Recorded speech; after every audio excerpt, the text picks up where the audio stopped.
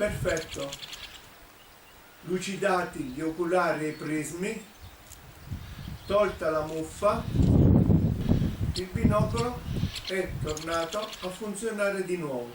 Grazie per avermi seguito e arrivederci alla prossima puntata. Ciao!